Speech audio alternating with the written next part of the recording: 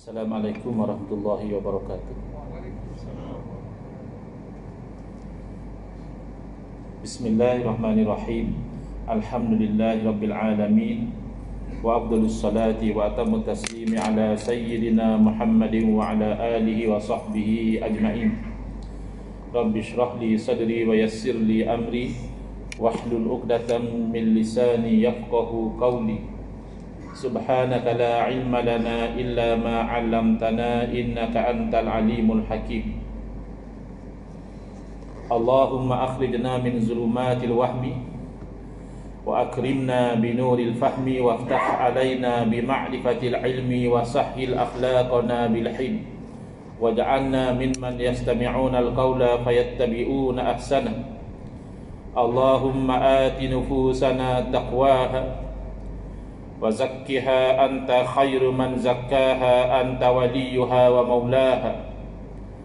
Allahumma arinal haqqa haqqan warzuqna ittiba'ah wa arinal batila batilan warzuqna ijtinabah.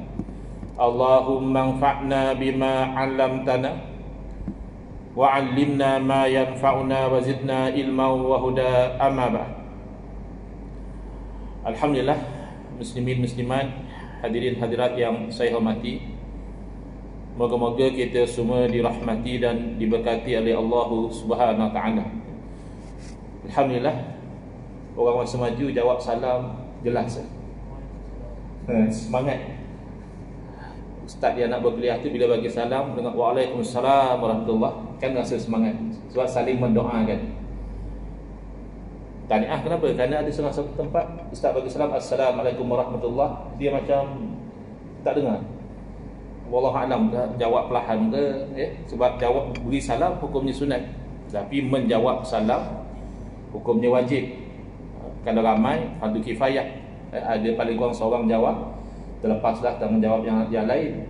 Jadi eloknya yang menjawab itu sampai yang memberi salam itu dengar jawapan yang kepada salam tadi. Jadi tahniahlah kepada orang masa maju surah An-Naim ni, kuat meriahlah pada jawapan salam itu. Istiqamah kan insya-Allah.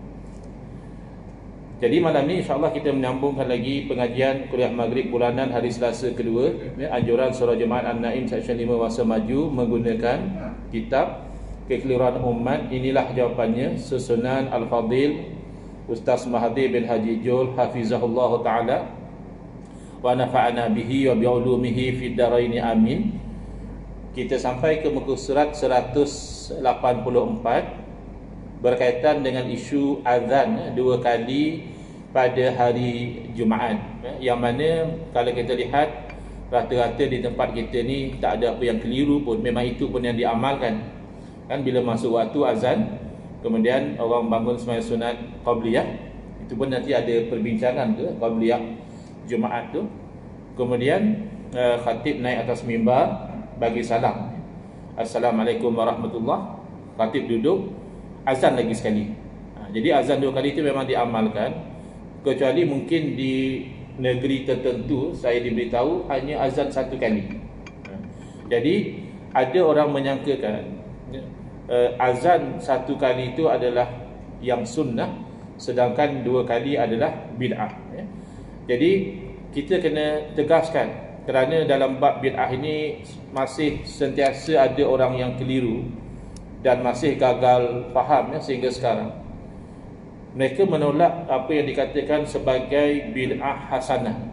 Bid'ah berarti perkara baru, hasanah berarti baik. Kenapa baik? Kerana selari dengan syariat, kerana disokong oleh dalil syarak. Bukan baik hanya semata-mata dengan akal fikiran atau hawa nafsu kita, bukan. Jadi kita kena tegaskan bahawa melakukan dan mengiktiraf bid'ah hasanah adalah sunnah. Siapa yang menolak bid'ah hasanah, dia buat bid'ah. Kerana apa? Kerana Nabi SAW sendiri baginda mengiktiraf bid'ah, yakni perkara baru yang hasanah, yakni tidak bercanggah dengan syarak. Bahkan kalau khulafa ar-rasyidin, mereka sendiri melakukan bid'ah, perkara baru yang pada penilaian mereka adalah hasanah, yakni selari dengan syariat. Jadi orang yang masih ingin membangkang, dia kata itu bukan bid'ah Ustaz. Dia kalau Khulafa ar-Rasyidin dah buat, itu orang panggil sunnah. Sebab Nabi SAW bersabda, alaikum bisunnati, wajib ke atas kamu itu ikut sunnah saya. Lagi, wa sunnatil khulafa'il mahdiyyin ar-rasyidin, dan hendaklah juga kamu itu mengikut sunnah Khulafa ar-Rasyidin. Jadi kalau Khulafa ar-Rasyidin dah buat, orang tak panggil bid'ah lagi. Dia keliru dekat situ. Ketika mana Khulafa ar-Rasyidin melakukan satu perkara baharu yang tidak dilakukan di zaman Nabi SAW, maka itu namanya bid'ah. Dan ketika mana perkara baharu itu selari dengan syariat, itu namanya hasanah.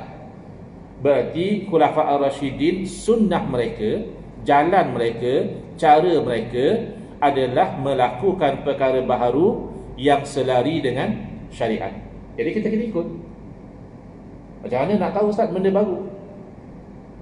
Kalau Khulafa ar-Rasyidin, tak apalah mereka tahu benda itu baik. Ni macam zaman kita buat benda baru. Nabi SAW dah wafat.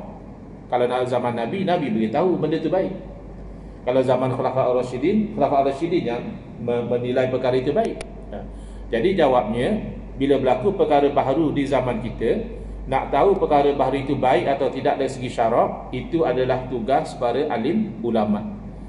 Dan itulah signifikan apabila Nabi SAW bersabda, al-ulama'u warasatul anbiya. Ulama merupakan pewaris kepada para nabi. Banyak mana harta para nabi yang diwarisi oleh para ulama? Tidak ada. Tidak ada dinar, tidak ada dirham, bahkan tidak ada baju, pakaian, selimut dan sebagainya yang diwarisi oleh para ulama. Tidak ada. Yang diwarisi oleh para ulama daripada para nabi adalah ilmu. Maka dengan keseluruhan ilmu itulah para ulama nanti akan menilai perkara yang tidak pernah berlaku di zaman Nabi SAW itu, adakah baik dari segi syarak ataupun buruk. Baik boleh buat, buruk dilarang melakukannya. Yang baik tu nak panggil bid'ah hasanah boleh, nak panggil bid'ah mahmudah boleh, tak mau panggil bid'ah langsung pun tak ada masalah. Yang penting boleh dilakukan.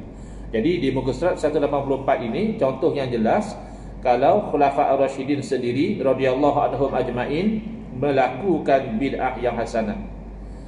Soalan, apakah hujjah azan Jumaat sebanyak 2 kali? Bagi orang yang merasakan apa azan Jumaat 2 kali, zaman Nabi sekali je, kenapa kita tak ikut zaman Nabi SAW? Apa hujjah kita buat 2 kali tu? Jawapan, tidak dinafikan pada zaman Rasulullah SAW. Bahkan bukan zaman baginda sahaja, di zaman Sayyidina Abu Bakar dan Sayyidina Umar Al-Khattab radhiyallahu ta'ala anhuma, azan untuk solat Jumaat hanya 1 kali saja. Bila tu? Iaitu setelah khatib duduk, selepas memberi salam untuk berkhutbah. Maknanya yang kita lihat sebagai azan kedua sekarang ni, itu sebenarnya azan yang di zaman Nabi SAW dan 2 khalifah.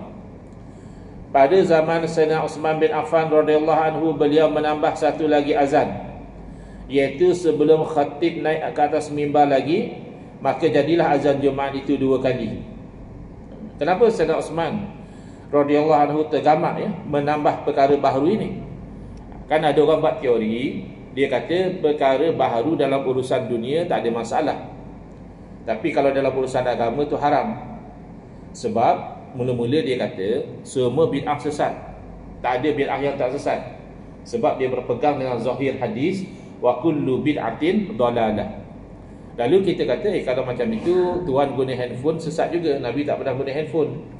Tuan buat rakaman video sesat juga, Nabi tak pernah merakam video. Tuan ke masjid naik kereta, Nabi tak pernah naik kereta ke masjid.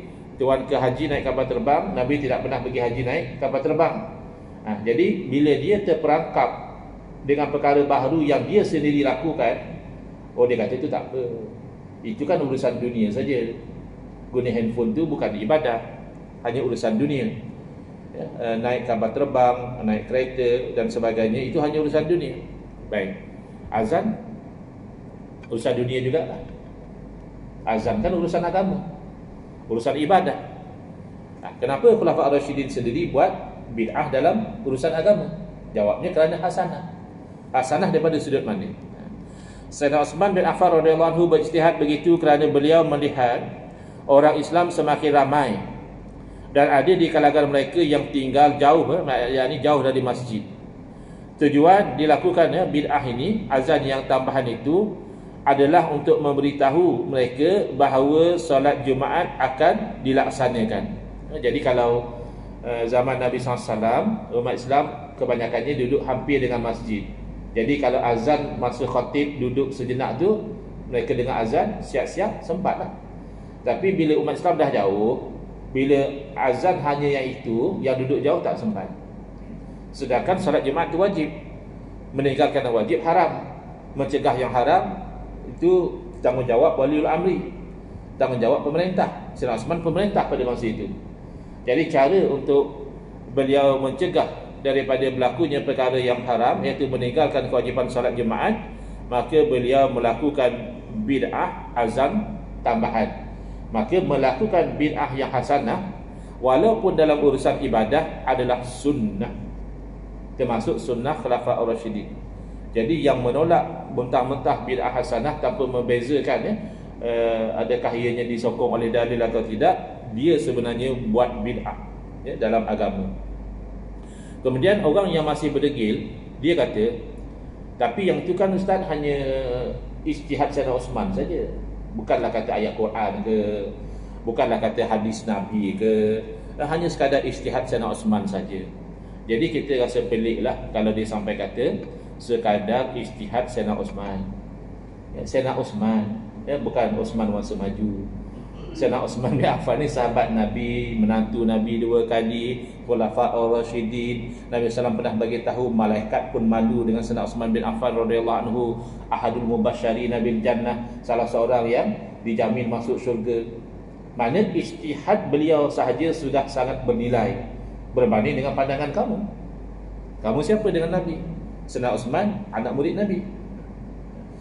Lebih-lebih lagi, status Sayyidina Uthman itu sudah berubah menjadi ijma'. Walaupun azan tersebut tidak pernah dilakukan pada zaman Rasulullah sallallahu alaihi wasallam, ijtihad Sayyidina Uthman radhiyallahu anhu tidak pernah dibantah oleh para sahabat Nabi yang lain radhiyallahu anhum ajma'in. Bila sahabat Nabi yang lain tengok perkara ini, tak ada seorang bantah, ini namanya ijma'. Ijma' maknanya kesepakatan. Bukankah ijma' tu masing-masing setuju?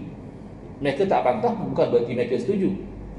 Maka kita fahami, sahabat Nabi radhiyallahu anhum ajma'in, mereka jenis kalau sesuatu tak betul, mereka tak segan silu untuk bangkang. Walaupun Sayyidina Umar misalnya radhiyallahu anhu terkenal satu orang yang tegas, satu orang yang garam, tapi wanita pun berani bangkang sesuatu yang pada penilaian mereka, apa yang Sayyidina Umar putuskan kali itu tidak betul, dan Sayyidina Umar menerima. Jadi bila sahabat diam, ini namanya ijma' sukuti. Sukut asal maknanya diam, sukuti maknanya ijma' secara diam. Mungkin dalam bahasa Inggeris kita boleh kata implied consensus. Secara dapat difahami, maknanya mereka tak bangkang. Iaitu satu kesepakatan para sahabat Nabi radhiyallahu anhum terhadap hukum dengan cara tidak mengingkarinya. Bila mereka berdiam diri, menunjukkan mereka bersetuju dengan hukumnya. Lalu kalau kita pergi secara konseptual, secara prinsip, mengiktiraf atau melakukan bid'ah hasanah dalam urusan ibadah, urusan agama adalah ijma' para sahabat. Siapa yang pandai-pandai kata, oh tak boleh, bid'ah dalam agama sesat semua, dia telah langgar ijma' sahabat Nabi. So bahaya. Dia berada pada posisi yang sangat berbahaya, kerana melanggar ijma' pun sudah haram, apatah lagi kalau itu ijma' para sahabat. Baik. Dalil hadis di dalam Sahih Bukhari dijelaskan, an Sa'ib bin qala sami'tu Sa'ib bin Yazid yaqulu, sami'tu Sa'ib bin Yazid yaqulu innal adana yaumal jumu'ati kana awwaluhu hina yajlisul imamu yaumal jumu'ati 'alal minbari fi ahdi Rasulillah sallallahu alaihi wasallam wa Abi Bakrin wa Umar radhiyallahu anhuma. Daripada Sa'ib radhiyallahu anhu, aku telah mendengar Sa'ib bin Yazid berkata, Sesungguhnya azan pada hari Jumaat awalnya adalah ketika mana imam duduk pada hari Jumaat di atas mimbar. Ini adalah pada zaman Nabi sallallahu alaihi wasallam, Sayyidina Abu Bakar dan Sayyidina Umar radhiyallahu anhuma. Falamma kana fi khilafati Utsman radhiyallahu anhu wa kasaru amara Utsmanu yaumal jumu'ati bil adhanis salisi bihi ala zawra'i wa thabbata al-amru ala dhalika. Maka apabila tiba zaman khilafah Sayyidina Utsman bin Affan radhiyallahu anhu dan umat Islam telah menjadi ramai, Sayyidina Utsman memerintahkan pada hari Jumaat supaya azan ketiga di tempat yang namanya Zawra, ya, yang hampir dengan pasar, sebab supaya orang yang jaga di pasar dapat dengar. Maka kekallah azan dua kali itu selepas daripada dilakukan oleh Sayyidina Utsman, dilakukan oleh umat Islam zaman berzaman sampai ke zaman kita sekarang, ya. Alhamdulillah, hatta di negara-negara Arab sekalipun kebanyakannya kita lihat memang azan dua kali. Bab ini ijma'. Yang berani azan satu kali itu wallahu alam, ya, apa tahap kepakaran mereka sehingga berani melanggar ijma' pada sahabat.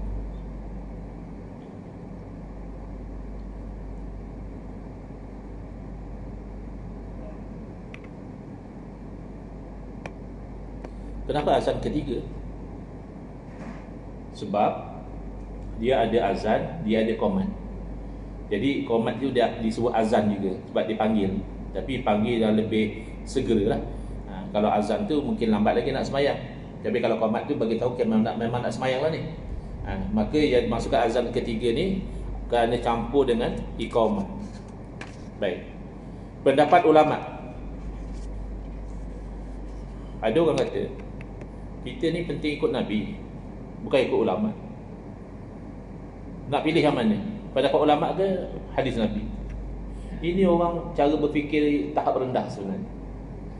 Tak akan ada orang yang tinggalkan percakapan Nabi untuk ulama. Dia bukan isu itu. Bukan isu kamu nak pilih kalam Nabi ke nak pilih pendapat ulama. Of course lah kalam Nabi. Isu sebenar bukannya itu. Isu sebenar adalah kita nak ikut Nabi SAW mengikut kefahaman ulama atau mengikut kefahaman kita sendiri. Kalau kita itu orang yang reasonable, of course kita serahkan kepada kefahaman pakar yang expert dalam bidang perubatan. Kalau kita bukan doktor, kita sakit, rawat sendiri kan pergi jumpa doktor. Rawat sendiri kan jimat sikit, jimat, tapi kan tak apa-apa jadi pada kita, sebab kita bukan bidang kita. Kereta pun kadang-kadang kalau kita memandai-mandai kita bukan ada ilmu komen, jangan pergi jahanam. Yang pepatah Melayu kata macam tikus baiki labu. Nak ikut mazhab Syafi'i kan ikut hadis sahih. Habis mazhab Syafi'i tolak hadis sahih je. Tidakkah Imam Syafi'i rahimahullah taala sendiri berkata, "Idza sahal haditsu fa huwa mazhabi." Apabila sahih sesuatu hadis, maka itulah pegangan saya.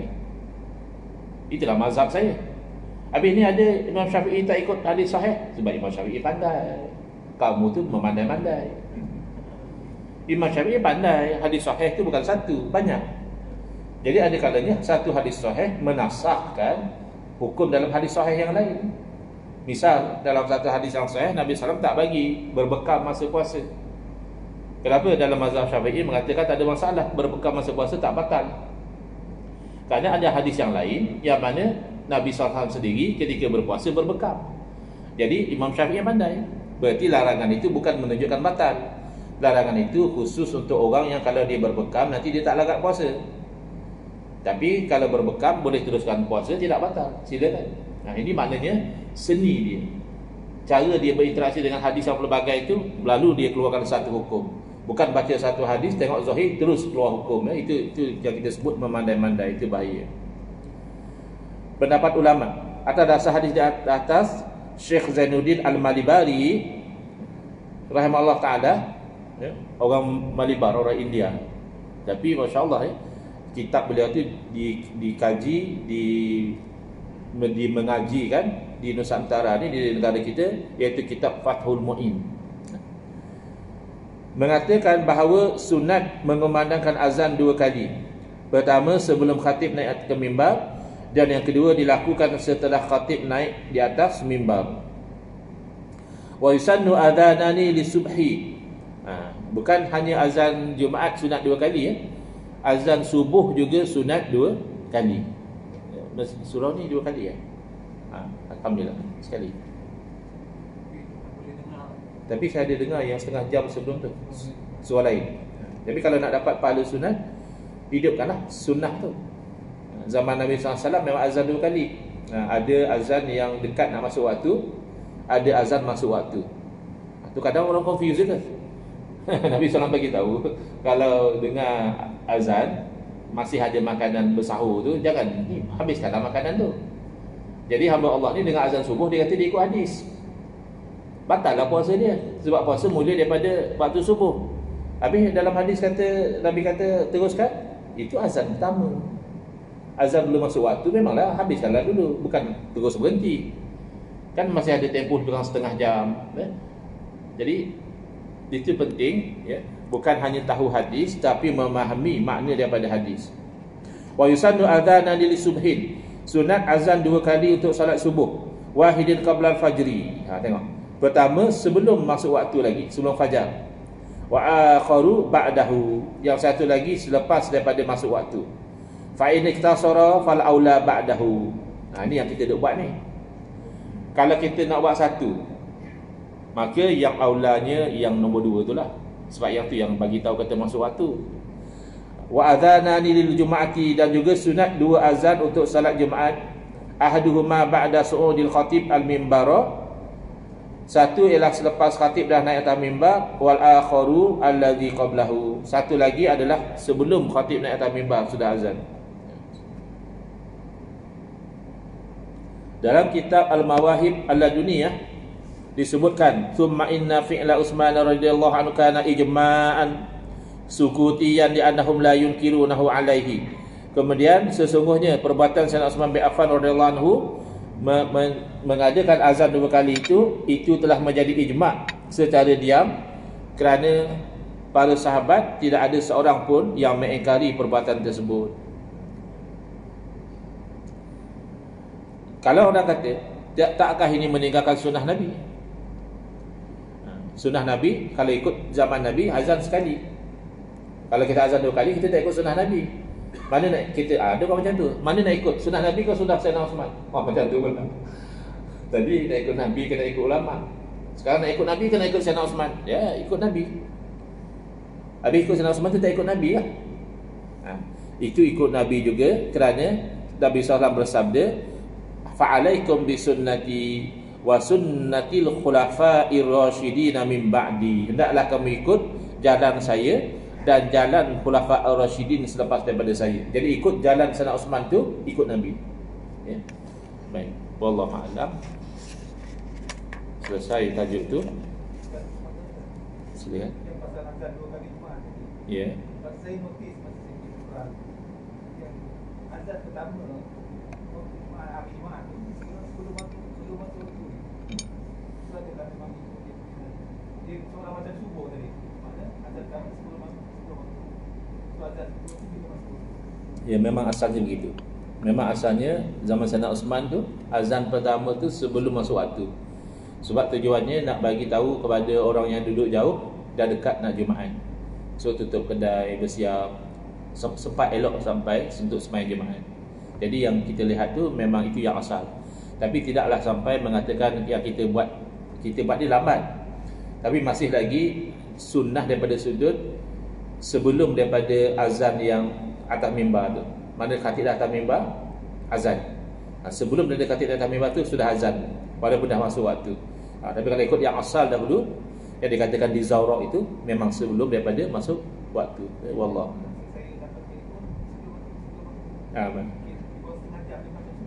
Betul. Dan hikmahnya itulah orang yang macam, kadang-kadang manusia ni bila sibuk dengan urusan dunia, dia pun lupa hari juga. Kan bila dengar azan, jemaat macam tu kan. Di tempat kita kadang-kadang dia bukan macam tu. Dia baca ayat Quran. Pasal tak ada setengah masjid surau, kalau hari Jumaat katakan setengah jam sebelum masa waktu, jadi orang tu sama ada dia mengalunkan bacaan Al-Quran atau dia pasang. Jadi itu satu bentuk menolong orang untuk ingat, oh hari ni hari Jumaat, begitu. Memang asalnya sebelum masuk waktu. Wallahu a'lam. Next, solat sunat qabliyah maghrib. Apa hukum solat sunat qabliyah? Yakni sebelum solat fardu maghrib. Kalau kita tengok nama sunat dia benar, kita dah tahu lah hukumnya sunat lah, kan? Apa hukum solat sunat? Sunat. Buat apa ada? Tak buat tak berdosa. Tapi ada juga orang kata bid'ah. Nah, jangan solat sunat qabliyah tu bid'ah. Kita lihat pandangan ulama. Ulama khilaf tentang solat sunat qabliyah ini kepada 3 pendapat. Pertama, ia adalah sunat tetapi ghairu muakkadah. Tidaklah ditekankan sangat. Maknanya buat bagus, kalau tak buat pun masih okey lagi. Atau buat secara ringan, secara segera. Tidak muakkad, tidak sangat diberati, tidak. Tapi sunat, masih sunat. Itu pendapat mazhab Syafi'i dan sebahagian ulama mazhab Zahiri. Dalil iaitu hadis daripada Abdullah bin Mughaffal Al-Muzani, beliau berkata Rasulullah SAW bersabda, "Sallu qabla salatil maghribi qala fi salisati liman syaa karahiyatan an yattakhidhahan nasu sunnatan." Nabi SAW bersabda, sembahyanglah kamu sebelum daripada solat maghrib. Nabi SAW ulang 3 kali. Sembahyanglah kamu sebelum daripada solat maghrib, sembahyanglah kamu sebelum daripada solat maghrib bagi yang nak. Yang ketiga tu Nabi SAW tambah, liman syaa, bagi yang nak. Bagi yang nak maknanya tak wajib. Bagi yang nak sembahyanglah. Kerana apa? Kerana bimbang kalau orang anggap itu satu sunnah. Sunnah maknanya apa? Satu cara yang mesti kena buat. Sunnah dalam hadis ni bukan makna sunat. Satu cara yang memang kena buat. Sebelum solat maghrib kena solat sunat. Jadi bila Nabi SAW kata liman syaa, bagi yang nak, orang faham maknanya tidaklah mesti, ya. Kalau yang nak sila buat, yang tak nak buat pun tak ada masalah. Baik. Mana lebih utama antara sunat sebelum maghrib dengan Qomar Masjid, sembahyang Qomar Masjid, tahiyatul masjid. Pasal kalau kan tadi saya kata kita dah tak mungkin nak terlambat sikit. Mungkin sempat Quran itu ada kan kita tahiyatul masjid ataupun sunat. Kalau kita buat tahiyatul masjid, kita dapatlah pahala tahiyatul masjid. Kalau kita buat solat sunat qabliyah, tak kisahlah qabliyah maghrib ke qabliyah zuhur ke, kita dapat dua-dua. Kerana yang dituntut itu adalah solat. Masjid ni dia ada keistimewaan, sehingga tahiyah tu maknanya menghormati. Jadi sehingga kan dihormati masjid tu dengan cara masuk sembahyang. Jadi sembahyang apa pun yang kita sembahyang tu menempati tahiyah kepada masjid. Jadi kalau orang yang dia faham, dia niat solat sunat qabliyah, terus automatik jadi tahiyah juga. Tapi kalau dia tahiyah, ya dapat tahiyah lah. Sebab dia sama juga macam puasa kan. Kalau kita puasa, niat puasa Syawal misalnya, dapat juga puasa hari Isnin dia sekali. Jadi tidak perlu kata nak pilih lah. Buat dua-dua. Niat dua-dua pun tak apa.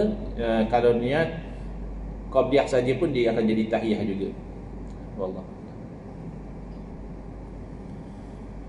Al-Imam Tabari ini berkata, lam yurid nafya istihbabiha li'annahu la yumkinu an ya'mura bima la yustahabbu, bal hadzal hadits min aqwal adillati ala istihbabiha wa makna qawlihi sunnah ay syariah wa tariqah lazimah. Jadi Imam Tabari ini menerangkan, kau orang kata Nabi SAW tak nak benda ni jadi sunat, bukan? Bukan Nabi SAW berkehendak untuk menafikan sunatnya itu, kerana tak mungkin Nabi SAW suruh buat satu benda yang tak sunat. Nabi suruh sembahyanglah sebelum pada solat maghrib, sembahyanglah sebelum pada solat maghrib, sembahyanglah sebelum pada solat maghrib bagi orang yang nak. Tiba-tiba yang Nabi suruh tu tak sunat pun, tak mungkin. Habis yang dikatakan supaya tidak dijadikan manusia sebagai satu sunnah, ini adalah maksud sunnah di sini adalah syari'atun wa tariqatun lazimah, sebagai satu benda yang disyariatkan, mesti satu jalan yang mesti dilakukan. Tidak, dia kekal buat dapat pahala, tak buat pun tidak ada masalah. Daripada Anas bin Malik radhiyallahu anhu, beliau berkata, laqad ra'aitu kibara ashabin Nabi sallallahu alaihi wasallam yabtadiruna as-sawari indal maghribi. Aku telah melihat para sahabat Nabi, sahabat-sahabat yang hebatlah, yang kibar di mana sahabat-sahabat yang hebat, yang besar-besar, mereka itu bersegera mencari tiang ketika sebelum maghrib. Apa makna mencari tiang? Nak jadikan sebagai sutra. Berarti sahabat sembahyang sebelum salat fardu maghrib, cari tiang tu makna cari sutra. Orang kita pun ashabus sawari juga, cari tiang untuk menyandar masa kuliah. Ada beza sikit lah. Sahabat cari tiang untuk jadikan sutra. Jadi sutra tu hukumnya sunat, tapi ia sunat dan telah mati. Jarang orang amalkan. Dia sutra ni masa sembahyang sunat begitu sepatutnya ada. Jadi eloknya kita ada cari tiang, atau tak ada tiang, kalau kita ada beg, letak beg di depan kita, letak iPhone kan, bangun pada sujud hilang pula kan. Tapi sesuatu lah, botol air pun boleh jadi sutra. Yang paling senang ni lah, dinding, jadi sutra. Tapi imam macam ni tak ada sutra, sebab jauh daripada dinding. Kalau boleh ke depan lagi supaya dinding jadi sutra, atau letak sesuatu sebagai sutra kepada imam. Sutratul imam, sutratul liman ba'dahu. Sutrah imam memadai menjadi sutrah kepada makmum. Tapi kalau imam tak ada sutrah, makmum pun anggap tidak ada sutrah. Yang sutrah tu yang menghalang orang daripada melintas antara sutrah dengan kita. Dia nak melintas beyond sutrah tu. Depan pada sutrah dia boleh lalu. Jangan antara sutrah dan kita tu dia lalu. Hadis inilah yang dijadikan dalil oleh Syekh Ibrahim Al-Bajuri dalam kitabnya Hasyatul Bajuri tentang sunatnya mendirikan solat sunat sebelum maghrib. Jadi poinnya tak perlu sampai dibid'ahkan lah. Kalau tak mau buat, tak buat lah. Tapi jangan membid'ahkan orang yang melakukannya. Dah nak isyak ya. Sutra tadi, kalau lain ni kita tak kira sama sebagai sutra. Itu last lah. Dia macam ikut priority. Bukan makna nak line boleh, nak tiang boleh, dia ikut priority. Mana yang paling, kalau ada tiang, kalau ada dinding, kalau tak ada sesuatu yang lebih kurang sejengkal. Line ni macam kita kata tak ada benda lah. Dah tak ada apa dah.